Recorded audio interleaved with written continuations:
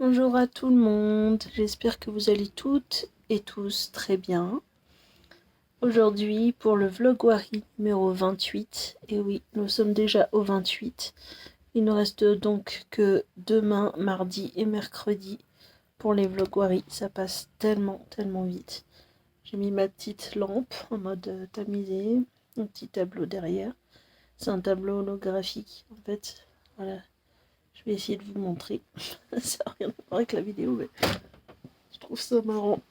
En fait, on peut voir trois animaux à la fois dans ce tableau. On voit une panthère, un lion et un tigre. Tac, tac, tac. C'est trop bien. Je suis une vraie gamine. Alors, trêve de blabla. Alors,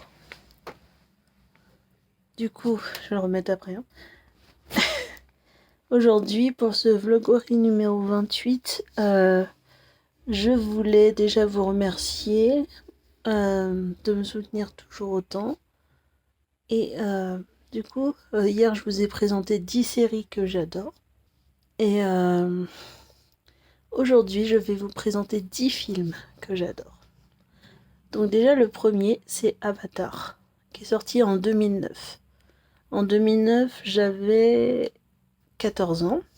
Et donc, c'est le tout premier film que j'ai vu au moins 5-6 fois au cinéma, tellement j'adorais. C'est un film qui a été réalisé par James Cameron, celui qui a fait Titanic. Et du coup, en fait, ça raconte donc sur la lointaine planète Pandora. Le marine Jake Sully est recruté pour participer au programme Avatar à la place de son frère jumeau. Donc les avatars, en fait, c'est des corps mi-humains, mi-Na'vi. Et en fait, en utilisant ces corps, donc des corps biologiquement modifiés, donc il explore Pandora et se retrouve impliqué dans un conflit entre les hommes et les Na'vi. Et en fait, il cherche à défendre les Na'vi contre les hommes. Et j'adore ce film. Ensuite, en numéro 2, donc il y a Avatar 2. J'ai un peu triché, hein. Mais voilà, il est sorti il n'y a pas si longtemps que ça. Et du coup, en fait, ça reprend Jake Sully en Avatar qui vit avec sa famille, qui a des enfants, mais qui doit encore défendre son peuple contre les méchants humains. Donc ils doivent quitter leur peuple pour aller voir un autre clan de Na'vi. On apprend une autre culture Na'vi. Donc c'est super intéressant. En 3, j'ai mis Captain America 2, le soldat de l'hiver. Il y en a une qui saura pourquoi. Et en fait, donc c'est un film qui a été réalisé par Anthony et Joe Russo. C'est un film Marvel. Donc ça raconte en fait Steve Rogers, qui est Captain America, qui s'associe à Black Widow, donc Natasha Romanoff, et au Faucon. Et donc pour démanteler une conspiration au sein du Shield, donc le Shield qui leur, euh, qui leur dit toute leur mission et tout ça. Et donc ils font face au mystérieux soldat de l'hiver, qui est interprété par mon acteur favori, euh, Sébastien Stan. Donc c'est pour ça que j'aime ce film. En fait, j'aime tous les films Marvel, mais expressément celui-là. Et donc, en gros, bah, voilà, lié au passé de Steve. Donc voilà, son ami d'enfance. Une espèce de tache là, j'arrive pas à l'enlever. Ensuite, en quatrième, j'ai Forrest Gump. Je pense qu'il est assez connu. J'étais même pas née quand il est sorti. Il est sorti l'année d'avant où je suis née. Je suis née en 95, il est sorti en 94. Donc ça a été réalisé par Robert Zemeckis, qui a fait, il me semble, les Retour vers le futur. Et donc c'est l'histoire extraordinaire de Forrest Gump, un homme qui a un QI pas très élevé, mais qui est très sage. Et donc on le suit tout au long de sa vie, donc tout ce qu'il a vécu, et, euh, et, euh, et avec son histoire d'amour avec Jenny, qu'il a connue enfant et qu'il a aimé aussi plus tard, avec son ami Booba, il me semble que c'est Booba, avec les fameuses crevettes.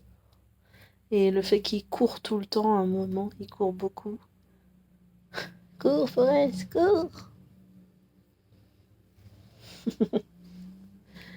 Et la fameuse phrase ma maman me dit toujours que la vie c'est comme une boîte de chocolat. On sait jamais sur quoi on va tomber. Ça, j'adore cette phrase. Et ensuite, en 5 que j'ai vu, que j'avais jamais vu, que j'ai vu hier, enfin, que j'avais commencé à voir avant-hier, mais que j'ai fini hier, Madame Doubtfire, avec le regretté Robin Williams. Ça a été un film qui est réalisé en 1993 par Chris Columbus. Euh, et donc en fait c'est un, un homme euh, après un divorce qui se déguise en gouvernante britannique, Madame Doubtfire, afin de passer du temps avec ses enfants et devenir leur nounou. Donc en fait, pour rester auprès de ses enfants, parce que normalement il doit les voir qu'une fois par semaine, et du coup, grâce à ce déguisement, eh ben, il peut les voir autant de temps qu'il le veut. Enfin, il y a plein de péripéties, c'est extrêmement drôle. Euh, Robin Williams était un acteur extrêmement drôle, extrêmement doué. Euh, J'étais tordue de rire tout le long du film. Je vous le conseille grandement. Ensuite, il y a Big Fish, qui a été réalisé par Tim Burton en 2003. Donc j'étais toute petite, mais je l'ai vu bien plus tard. En 2003, j'avais 8 ans, donc quoique, je sais pas. Et du coup, en fait, donc c'est un homme euh, qui raconte les histoires fantastiques de son père mourant. Donc c'est un conteur invétéré. Le film explore la relation entre le père et le fils à travers des contes de fées, des aventures et des excentricités. Donc c'est un film super enfin, émouvant, drôle. Enfin, j'ai beaucoup aimé. Faudrait que je le revoie. Je vous le conseille grandement.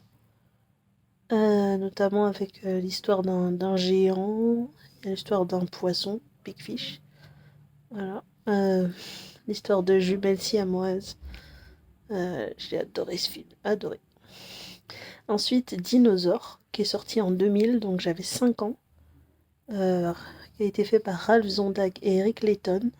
Euh, je l'ai vu il n'y a pas si longtemps avec une amie qui l'avait jamais vu. J'étais en train de me retenir de, de lui dire l'intrigue et tout ça. Ça faisait longtemps que je l'avais pas vu, mais je l'avais vu tellement de fois. Voilà. Et en fait, c'est un iguanodon orphelin qui s'appelle Aladar. Et donc, il se joint à un groupe de dinosaures qui fuient une catastrophe climatique et pour essayer de chercher un monde meilleur. Voilà. Donc, qui fuient une météorite qui a dévasté leur terre. Donc, ça fait référence à la météorite qui est tombée il y a 66 millions d'années. Et donc, non, j'adore. J'adore ce film. En plus, les musiques, elles sont trop belles. Elles sont trop belles, les musiques. C'est ouf. Il est trop bien fait, ce film. Euh, Aussi, en huit, je vous conseille un autre film Marvel qui s'appelle Spider-Man Homecoming, sorti en 2017. Donc, il y a déjà 7 ans. Ça passe vite, ça passe trop vite. Donc, réalisé par John Watts. Donc en fait, c'est après les événements de Captain America Civil War. Donc Peter Parker, alias Spider-Man, il retourne à sa vie quotidienne tout en essayant de prouver qu'il peut être plus qu'un adolescent. Donc il lui arrive plein de choses, plein de choses. C'est impressionnant, enfin, plein de péripéties. Et je pense que ça peut vous plaire, c'est hyper drôle. Tom Holland, il joue le rôle à la perfection. C'est vraiment un rôle qui a été fait pour lui.